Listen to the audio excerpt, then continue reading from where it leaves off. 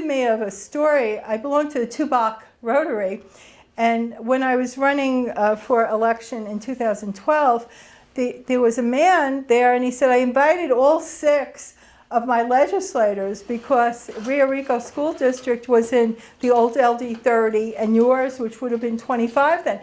And he said, and 5 of them didn't respond to me, and one who responded told me yesterday she couldn't come. I wound up going with him to his parents' advisory committee, and it was the superintendent of the Rio Rico schools. Now, anyone who's informed knows that there's just one set of legislators, one congressperson, and I think that's stronger. I know I went to the redistricting committee meetings, and if you have a couple of people representing your county, you might not be anyone's priority, and no one's accountable. They have to blame the other person. Where with me, I hope I'm accountable to the voters. Currently, the session we just finished a week ago Friday is the 52nd legislature, the first regular session. When I go back to the legislature in January, it'll be the 52nd legislature, but the second regular session. And 103, that's how old Arizona was on Valentine's Day. And down on the bottom, I have my email address if you ever need to contact me for any reason.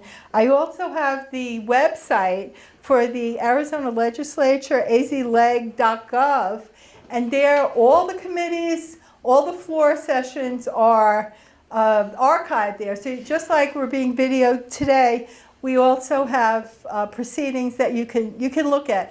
When we're in session, and maybe next year when we're back in session, if you have the capability to look on the computer and hear the testimony in a committee or on the floor. And then there's AZ Voices, which I'll talk about in the third part about how to have your voices heard. And then I have my toll-free telephone number. Is there any question about anything I've said? I think it's just, I present this just as a broad overview to get you thinking about state government and about the structure of it. I'm going to talk about the duties of being a senator, and I divide them into 2 parts. One is while we're in session, so we generally convene the second Monday in January. So election was in 2014, so in January 2015, I get sworn in again, and then get sworn in at the Senate. And after that happens, at the same time, the people in the House are getting sworn in, and then the senators and some of their guests go over to the House and listen to the governor give his state of the state.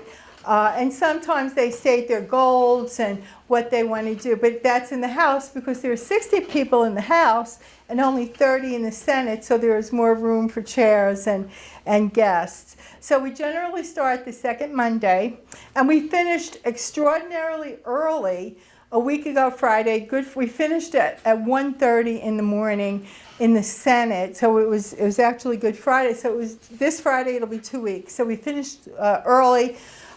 In 2013, we went to June 14th. Last year, we went to the end of April. But the governor or the leadership can call us back for a special session. Last year, we were called back for the reform for child protective services. So we got out, and when we finished the session, we used a Latin word, sine die, S-I-N-E-D-I-E. Usually when we stop work on a day and say, okay, we're going to come back tomorrow, we say we adjourned. So, but we adjourned sine die, meaning that we didn't schedule another date in this session. But we understand we'll come back next January. When I'm at the legislature, I have committee assignments, and I serve on financial institutions, judiciary, and another committee called Rural Affairs and Environment. People often ask me, describe your legislative district. Is it urban, suburban, or rural? And I say yes. because it's all three. Because I have cities like Tucson and Nogales, suburban areas in Rio Rico, and where I live in Sahuarita. And then we have many beautiful rural areas in Sasabe and Aravaca, Elgin and Sonoita. So we have a really mixed community. In the committees, first of all, we are briefed by, I'm a Democrat, so I'm briefed by Democratic research staff for my committee. So they give me a summary of the bill, and we get agendas, just like you know from the sergeant what's going on, what programs are coming up, what competitions, who's going to be in the rifle thing, who's going to step up and be at the flag raising more often. So you know what's coming up. So it's published, so I know what bills are there. So we're briefed by, because I'm a Democrat, I'm briefed by Democratic staff for a committee. And in the committee, it's just like here. Except we have a secretary, and the secretary, calls the roll. And you say here or present. And then we either hear presentations like you're having me today as a presenter, or we hear bills. When we hear a bill, it is presented by the nonpartisan staff. So we have three sets of research staff in the Senate, which is unusual. We have Democratic research staff, bipartisan research staff, and Republican research staff. So when we go to committee, the bipartisan research staff comes and gives us a summary of the bill, and we could ask questions of them. There are also opportunities for young people in college to be interns on each of these different committees.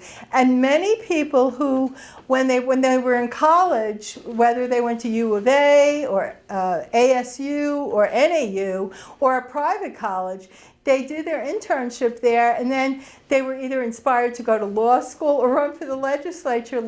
So it gives you a good, in-depth, very competitive experience, but you can get your feet wet at the legislature. And I'm very impressed with the caliber of the interns that we get. And so at the committee, they give the summary, we can ask questions, and then people from the public sign up to speak for or against a bill, or they say they like the bill, but they don't like this part of it, can you amend it? And that's what usually happens. So we have presenters, we have bills, and something that is just for the Senate, they don't do this in the House, the governor makes recommendation for different boards. There are hundreds of boards that the governor can appoint people to. Most of them are very, very qualified, experienced, and dedicated to their area of interest.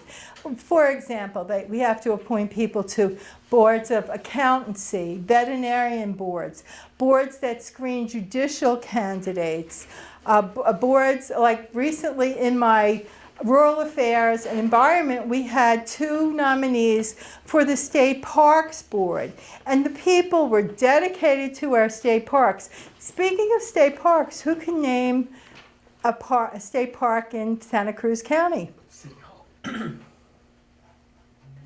City Hall. Patagonia. There's nothing in life as good as hearing the Apache Nogales mariachi band performing with the lake in the background. And the other one is? City Hall. Coronado. Well, I think Coronado's a federal, but Tubac. Tubac is a state park too. We also have another state park, but unfortunately we don't have the money to manage it in the San Rafael Valley, where the Green Cattle Ranch was, which if you look at old Western movies, it was the site of a lot of movies made in Santa Cruz County. But we don't have the money to run that, but we do have a custodian there. And I haven't been there, but I'm hoping that I'll get the opportunity. Of course, they'll give a tour for a senator, you know. It's just one of the facts of life. And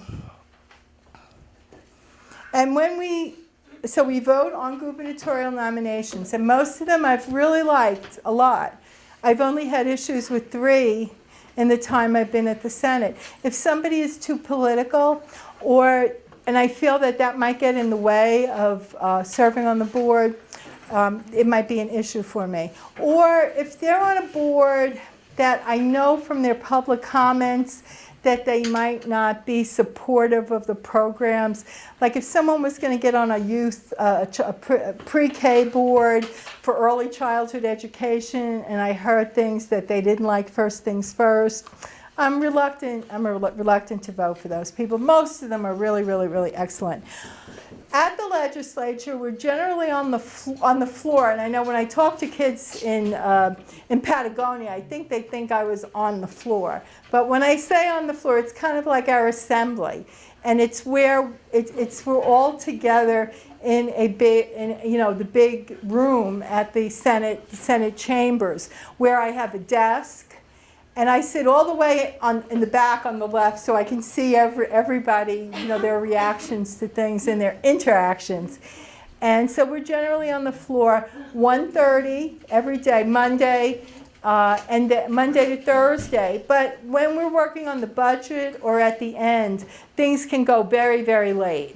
So when we did the budget, the House finished the budget the second Saturday in March at 12 minutes to 6 in the morning. So we were up all night, and I went home, slept for an hour and a half, went home to my place in Phoenix, and then I took a shower, had breakfast, and I was at a luncheon in Tucson by 11 o'clock. People were reluctant to say hello to me because they couldn't believe I was there, So but slept, caught up on sleep in a couple of days. And then with the budget, that was with the budget in March. And then a week ago Friday, we started at 8:30. It was Holy Thursday. A lot of people really wanted to get home. We started at 8:30. At 4:45 in the late afternoon, the Speaker of the House, the President of the Senate, said, "Members, I don't know if I'm going to tell you we're going to be back in 15 minutes or an hour and a half." So that was 4:45, 4:45, 4:45, 7:45, 8:45, 9:45. It's dark out. We haven't had dinner. 10:45, 11:45, 12:45, 1:45. The senators were rounding up